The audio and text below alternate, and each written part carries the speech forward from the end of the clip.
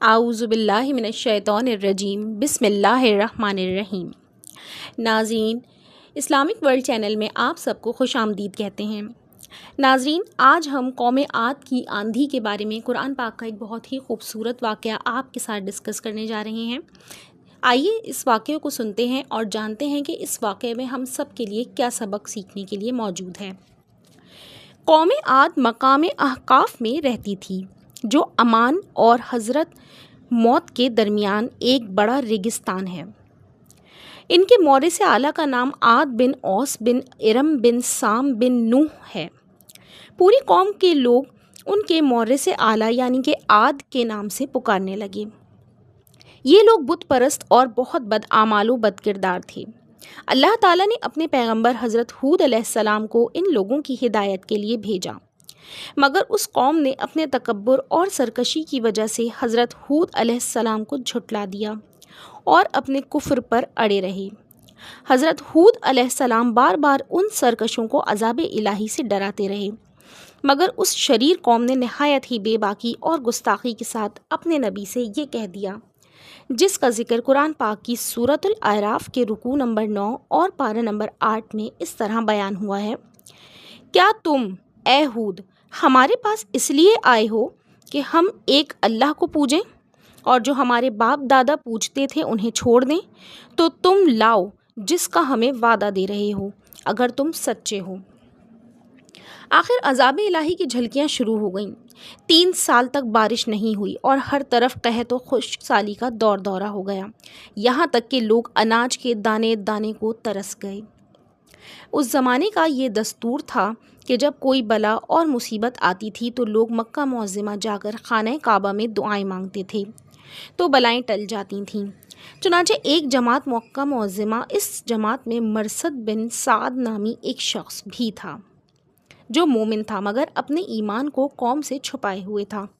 جب ان لوگوں نے کعبہ معظمہ میں دعا مانگنی شروع کی تو مرثد بن سعد کا ایمانی جذبہ بیدار ہو گیا اور اس نے تڑپ کر کہا کہ اے میری قوم، تم لاکھ دعائیں مانگو مگر خدا کی قسم اس وقت تک پانی نہیں برسے گا جب تک لوگ اپنے نبی حضرت ہود پر ایمان نہ لاؤ گے۔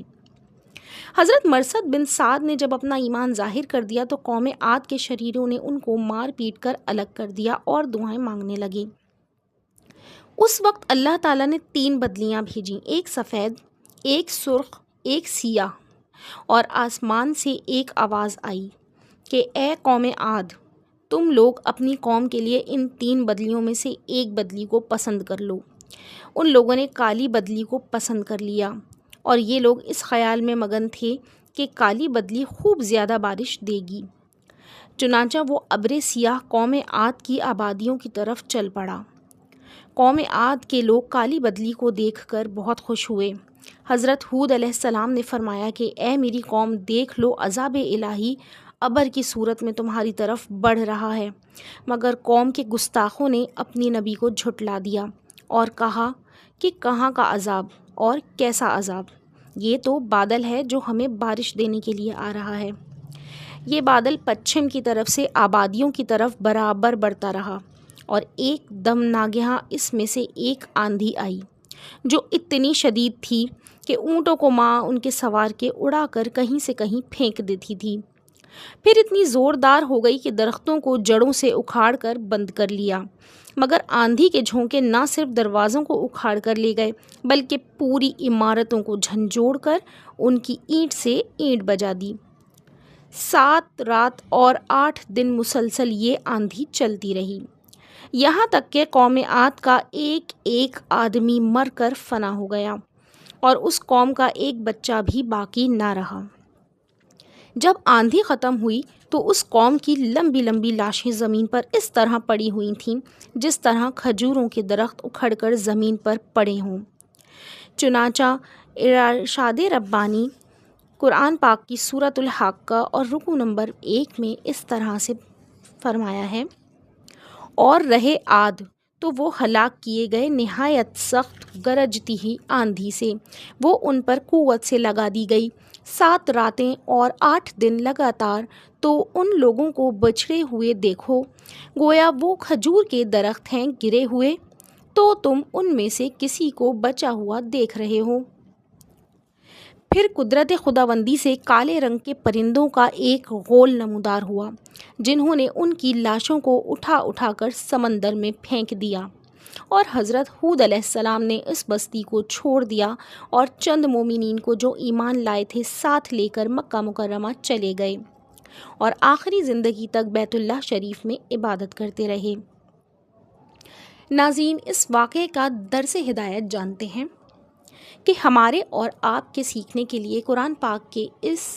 مضمون میں کیا درس ہدایت ہے۔ قرآن کریم کے اس دردناک واقعے سے یہ سبق ملتا ہے کہ قوم عاد جو بڑی طاقتور اور قداور قوم تھی، اور ان لوگوں کی مالی خوشحالی بھی نہایت مستحکم تھی، کیونکہ لہلہاتی کھیتیاں اور ہرے بھرے باغات ان کے پاس تھے۔ پہاڑوں کو تراش تراش کر ان لوگوں نے گرمیوں اور سردیوں کے لیے الگ الگ محلات تعمیر کیے تھے، اور ان لوگوں کو اپنی کثرت اور طاقت پر بڑا اعتماد اور اپنے تمول اور سامان عیش و عشرت پر بڑا ناز تھا۔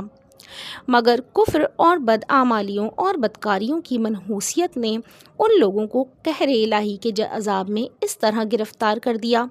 کہ آندھی کے جھونکوں اور جھٹکوں نے ان کی پوری آبادی کو جھنجھوڑ کر چکنا چور کر دیا، اور اس پوری قوم کے وجود کو صفحہ ہستی سے اس طرح مٹا دیا کہ ان کی قبروں کا بھی کہیں نشان باقی نہ رہا۔ تو پھر بھلا ہم لوگوں جیسی کمزور قوموں کا کیا ٹھکانہ ہے کہ عذاب الہی کے جھٹکوں کی تاب لا سکیں؟ اس لیے جن لوگوں کو اپنی اور اپنی نسلوں کی خیریت اور بقا منظور ہے،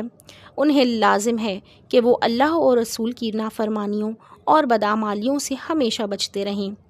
اور اپنی کوشش اور طاقت بھر اعمال صالحہ اور نیکیاں کرتے رہیں، ورنہ قرآن مجید کی آیتیں ہمیں جھنجھوڑ کر یہ سبق دے رہی ہیں کہ نیکی کی تاثیر آبادی اور بدی کی تاثیر بربادی ہے۔ قرآن مجید میں پڑھ لو، یعنی بہت سی بستیاں اپنی بدکاریوں اور بدعمالیوں کی وجہ سے ہلاک اور برباد کر دی گئیں، اور دوسری سورۃ الاعراف کے رکوع نمبر 12 اور پارہ نمبر 9 میں جو آیت ہے اس کا ترجمہ اس طرح بتایا گیا ہے کہ اور اگر بستیوں والے ایمان پر رہتے اور تقوی اختیار کرتے تو ہم ان پر برکتوں کے دروازے آسمان و زمین سے کھول دیتے، لیکن ان لوگوں نے حق کو جھٹلا دیا تو ہم نے ان کے کرتوتوں کی وجہ سے ان کو اپنی پکڑ میں لے لیا۔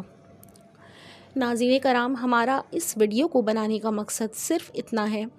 کہ ہم سب قرآن پاک میں موجود اللہ تعالیٰ کے وہ تمام احکامات کو اچھے طریقے سے نہ صرف جانیں بلکہ ان کو سمجھیں، اور نہ صرف سمجھیں بلکہ ان سب چیزوں کو اپنی زندگی میں بھی اثر انداز کرنے کی کوشش کریں، تاکہ ہماری سب کی زندگیوں میں بھی سدھار آ سکیں۔ ناظرین کرام، اگر آپ کو ہماری یہ ویڈیو پسند آئی ہو تو ہماری چینل کو لائک، شیئر اور سبسکرائب ضرور کیجیے گا،